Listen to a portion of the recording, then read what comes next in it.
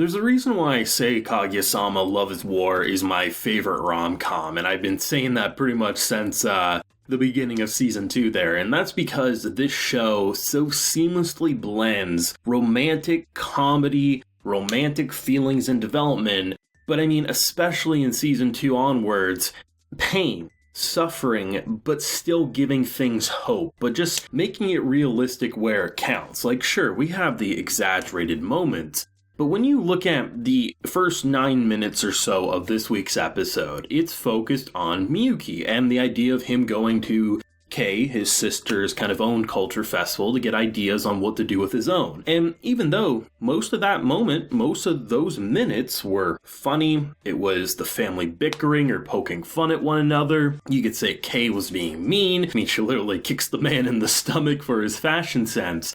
But ultimately, it comes across as the things Miyuki has done to give his family his all. Whether it's making sure Kei is the one who has the extra money to buy clothes and be fashionable, as he still has the same clothes from when he was in 8th grade. And even though you can look at her, at the festival when he comes to get some food from her stall, she's pushing away like any siblings would, like, I'm embarrassed by being seen with my family in public.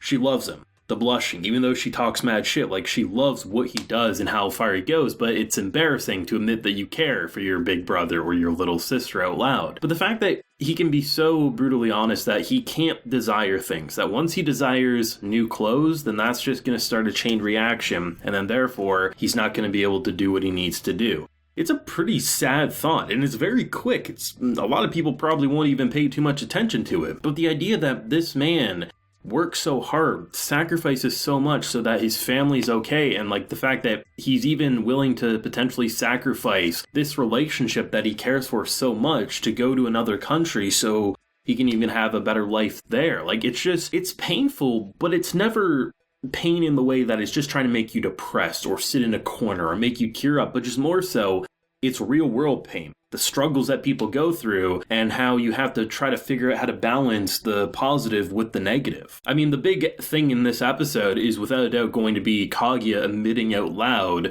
to someone other than herself. Hell, she half the time argues with herself about even being in love. But the fact that to Hayasaka she said, I do like him. It may not be a confession face to face. It may not be her admitting her feelings out loud to Miyuki, but the fact that she finally embraced it. And I've heard nothing but good things about this arc, and given how they're directing it, how they're presenting it, like the idea of potentially a separation someday with these two because of him studying abroad, the fact that the school is the one time that they'll have chances to be with each other, the 60% success rate if you ask someone out on a date during the festival because it's just like the perfect time to be a couple. Everything about it is signaling the confession face-to-face should happen, but afterwards, honestly, who the hell knows where it's gonna go? We don't know if it's gonna land on red, gonna land on black. We have no idea because, there's so much uncertainty. The only thing I kind of feel certain with, which even then I'm willing to be wrong about, is the fact that my boy Yu is going to admit to his feelings, to his crush, and I wouldn't be shocked if they do one of two things. Either A,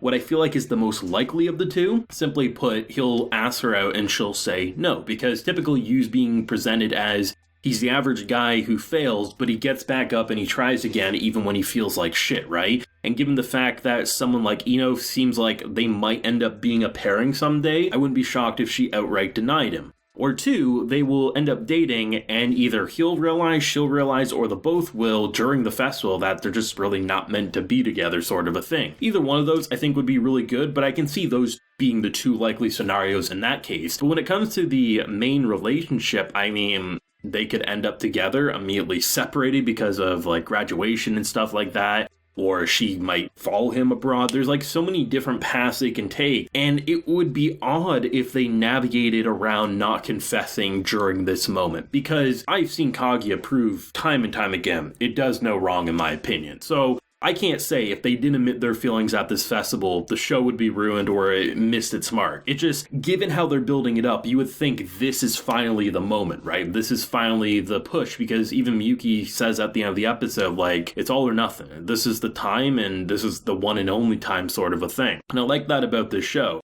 for being just like so cute and overboard, and just seeing Kaguya go over the moon thinking about marriage and this and that, feeding him a cake with hearts inside, but getting fearful that if he cuts the cake, their relationship is going to be cut in half, sort of a thing. There's so much to love about that dynamic, while still sprinkling in the drama and the maturity in ways that are so subtle and just so elegant that it's there and you can notice it if you really focus in. But you could easily watch an episode like this and think there's no drama at all, which is kind of brilliant with how they blend all the realistic with the overboard insanity with its anime directing. I really liked the first half of the episode though. I really did, just seeing the family.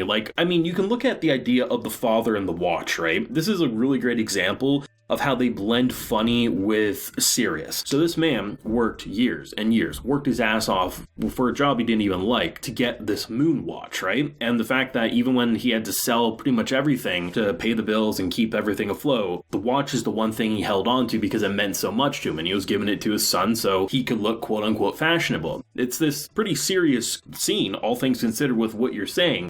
But then you flip it on the other side of the perspective with how the sisters interacting, and it's this goofy moment with, talk about a watch that was in space and how that equals fashionable, or how it's just so stupid, right? They can make a scene serious and hilarious all at the same time, like with the fact of his kind of hipster clothing, which it's funny to think about because even though I do agree with what she was saying, I guarantee you Miyuki could have dressed up as an 8th grader and he would have been just fine in cities and stuff like that. He would just seem like a hipster. And bitches love hipsters these days, right? It's just one of those things. But I love how this episode and just this arc in general is really blending the best that Kaguya-sama has come to be known for the past 2 seasons. And it feels like any fluff, anything that people might brush aside as forgettable, it ain't there anymore. It's just story with great comedy, great romance development, and some interesting drama in ways that's not super overbearing or makes you want to curl up, but just reminds you that despite it being a funny anime, it's real where it counts. I also appreciate when people hype up Kaguya-sama arcs or moments like, oh, you's gonna get an amazing moment, or this arc is one of my favorites, it's one of the biggest moments. It doesn't even come across as spoilers because this show does so much. It's not just like the main focus is the romance between the main two. It may be the core thing that established this show, but everyone has so many moments that, we could end up with you stealing the show again, or Chika having her own moment, right? I love the fact that this show has so much going on without feeling bloated, but also allowing it so when people hype things up, you don't necessarily know. Like when season 2, as an example, when you got hyped up, I didn't expect anything that I saw with you. So I just like the fact that